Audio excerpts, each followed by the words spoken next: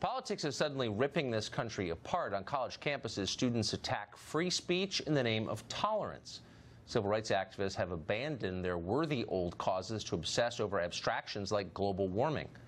In this once Christian country, leaders are now demanding that we bomb Bashar al-Assad, endangering the lives of the world's oldest Christian community.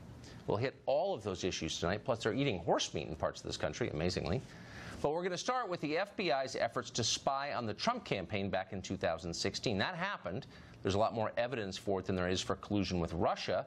But not surprisingly, the media response has been predictably dishonest. Here's a selection. President Trump doubles down on his baseless claims of spies. This so-called spy issue, first of all, there's absolutely no evidence there was a spy.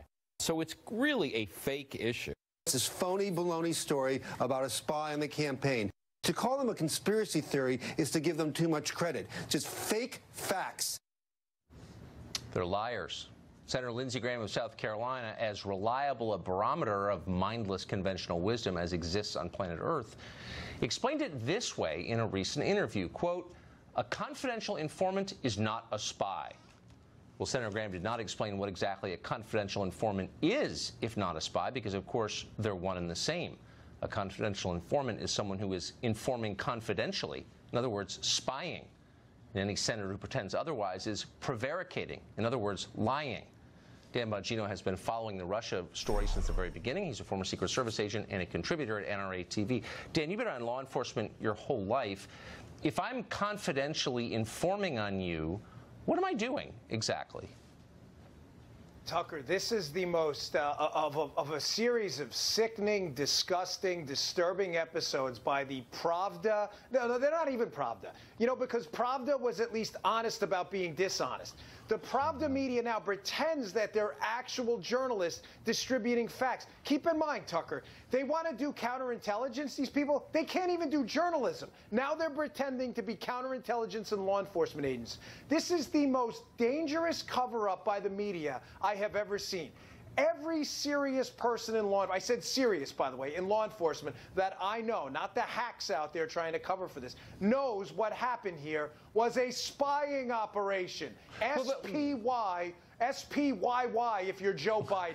This was a spying operation.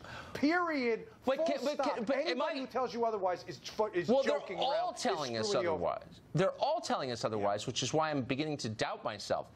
I'm open-minded. Tell me, sincerely, am I missing something? They're saying it wasn't a spy, it was a confidential informant. Is there some difference that I'm missing?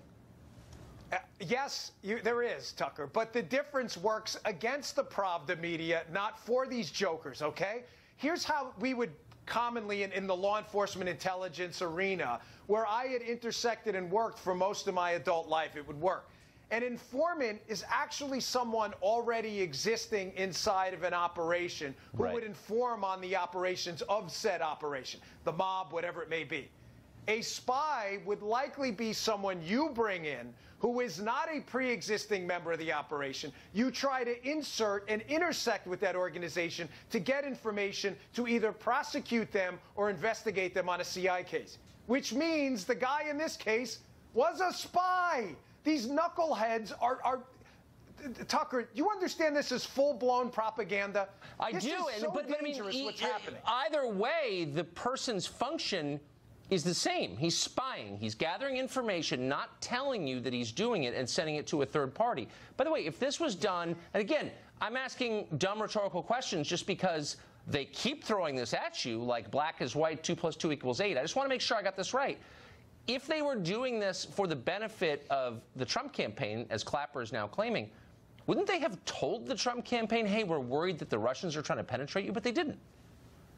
Well, Tucker, if this was for the benefit of the Trump campaign, why not equally assist and support the Hillary campaign, right? I mean, Hillary's husband had taken $500,000 in a speaking fee from a Russian bank. Why not equally, the dreaded air quotes here, help them too and put an FBI confidential human...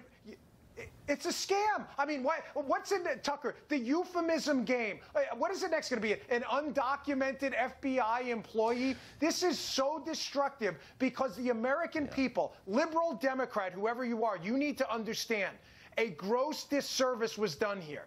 There were illegal leaks, and there was a potentially illicit spying operation for political reasons. Everybody, vote for whoever you want to vote for. I don't care. I'm just telling you what happened here was an abomination to the republic, and the media is covering it up. It's amazing that they're going along. I mean, it's one thing to see Nancy Pelosi defend the indefensible. That's what she does. But to see reporters, a lot of whom I know and am friends with, have known a long time, they're lying about this. I actually find it shocking. Dan, thank you for the clarity on that, as always.